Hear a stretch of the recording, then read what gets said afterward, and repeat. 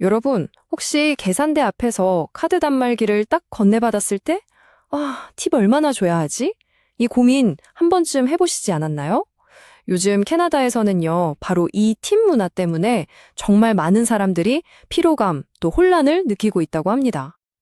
그래서 오늘은요, 우리가 매일같이 느끼는 이 불편함에서부터 시작해서 이 팁이라는 시스템이 대체 뭔지, 그 속사정은 어떻고 또 역사는 어떻게 되는지, 그리고 앞으로는 어떻게 될 건지 한번 제대로 파헤쳐 보겠습니다.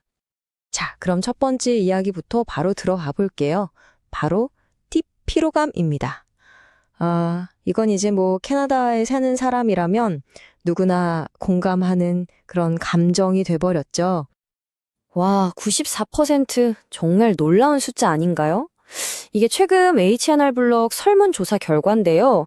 캐나다 사람 10명 중 9명 이상이 결제 단말기에 그 팁 선택 화면 뜨는 거 있잖아요. 그거에 짜증을 느낀다는 거예요. 근데 이게 그냥 그 화면 보기 싫어 이런 수준이 아니에요. 설문조사를 보면 사람들이 전반적으로 이렇게 생각한다는 거죠.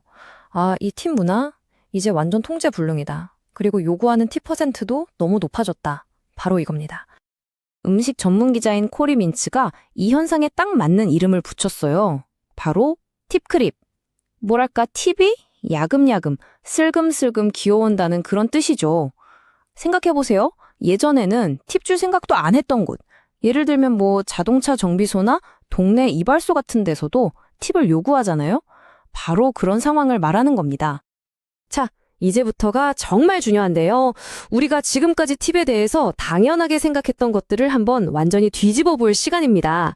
아마 오늘 이야기의 가장 핵심, 하고 무릎을 치게 될 만한 부분일 거예요. 자, 여러분께 한번 여쭤볼게요. 팁은 좋은 서비스에 대한 보상이다? 맞나요? 보통 다들 그렇게 생각하잖아요. 그죠? 근데 과연 그게 전부일까요?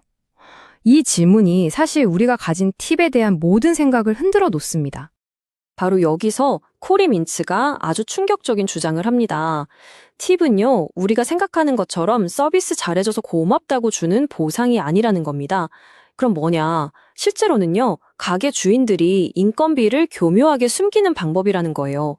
메뉴판 가격은 싸게 보이게 만들면서 그 부족한 인건비를 손님들의 팁으로 메꾸는 그런 경제적인 장치에 가깝다는 거죠. 좋아요. 그럼 우리가 낸 팁, 그 돈은 대체 누구 주머니로 들어가는 걸까요? 이 돈의 행방을 한번 따라가 보면요. 정말 뭐라고 해야 할까? 아주 복잡하고 규칙도 제각각인 그런 현실을 보게 됩니다. 이거 혹시 알고 계셨어요? 우리가 팁 낼 때요, 캐나다 대부분 지역에서는 음식값에 세금까지 다 붙은 그 최종 금액에다가 팁 퍼센트를 계산해요.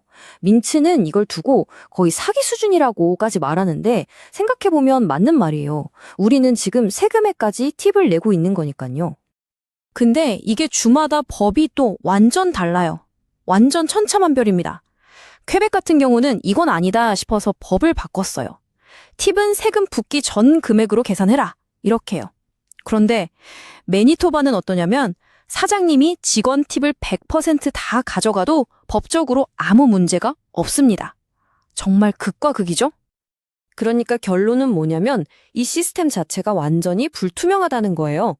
우리는 보통 내가 낸 팁이 나한테 서빙해준 그 직원한테 가겠지라고 생각하잖아요. 근데 그게 아닐 수도 있다는 겁니다. 돈이 어디로 어떻게 흘러가는지 손님 입장에서는 알 길이 전혀 없어요. 자, 이렇게 복잡하고 혼란스러운 상황 속에서 우리 같은 평범한 사람들은 어떻게 반응하고 있을까요? 사람들마다 대처하는 방식이 꽤 다른데요. 한번 몇 가지 유형을 살펴볼게요. 첫 번째 유형은 자신만의 확고한 원칙을 가진 사람들이에요. 예를 들어 잭이라는 전기 기술자가 있는데요. 이분은 딱 자기가 못하는 서비스에만 팁을 준다고 해요. 내가 당신 일자리를 보조해 주러 온 게 아니다라는 거죠. 또 이런 분들도 있죠. 어쩔 수 없이 압박감을 느끼는 경우요. 로빈이라는 분의 이야기인데 특히 배달앱 시킬 때 공감하실 거예요. 팁을 미리 주잖아요? 근데 이걸 너무 적게 주면 왠지 내 음식이 늦게 올 것 같고 그런 압박감 다들 느껴보셨죠? 근데 코리 민츠는 이 지점에서 아주 날카롭게 지적합니다. 서비스 받기 전에 더 좋은 서비스를 받으려고 돈을 내는 거? 그건 사실 팁이 아니라는 거예요. 뭐라고 부르냐고요? 뇌물에 가깝다는 거죠. 생각해보니 좀 섬뜩하지 않나요? 반면에 이런 분들도 분명 있습니다. 현실을 직시하고 행동하는 분들이죠. 데이브라는 분은 이렇게 말해요.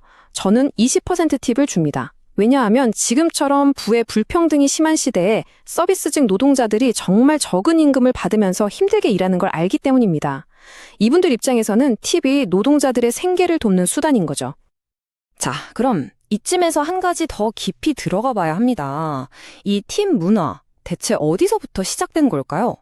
그 뿌리를 거슬러 올라가 보면요. 사실은 아주 놀랍고 어쩌면 좀 불편한 진실과 마주하게 됩니다. 자, 보세요. 팁이라는 거 원래는 유럽 귀족들이 하던 거였어요. 이게 미국 남북전쟁이 끝나고 북미로 건너옵니다. 근데 여기서 목적이 완전히 바뀌어버려요. 당시 해방된 흑인 노예들을 고용해야 했는데 임금을 주기는 싫었던 거죠. 그래서 철도에서라 식당에서 이들을 팁만 받고 일하게 한 겁니다. 월급 없이요. 그리고 이게 나중에는 아예 법으로 굳어져서 팁 받는 직원은 최저임금을 다 안 줘도 된다는 조항까지 생기게 된 겁니다. 정말 충격적인 시작이죠. 자, 이렇게 복잡한 역사까지 얽혀 있는데 그럼 이 시스템을 바꾸는 건 왜 이렇게 힘들까요? 앞으로의 전망은 어떤지 마지막으로 짚어보겠습니다. 코리 민츠가 정말 아쉬워하는 부분이 이겁니다. 우리에게 이걸 바꿀 절호의 기회가 있었다는 거예요. 바로 팬데믹 때였죠. 모든 게 멈추고 새로 시작할 수 있었던 그 순간에요.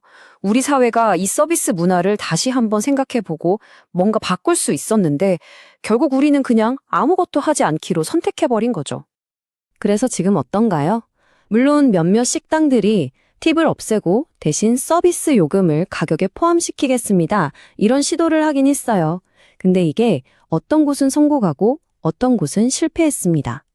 손님들이 확 올라간 메뉴 가격에 놀라는 가격 쇼크 같은 것도 있었고요. 결국엔 개별 가게의 노력만으로는 한계가 있고 정부가 나서서 법을 바꾸지 않는 이상 큰 변화는 기대하기 어려운 게 현실입니다. 맞아요. 사실 이 팁 논쟁은요, 몇 년에 한 번씩 꼭 다시 불거지는 주제입니다. 마치 묘비우스의 띠처럼요.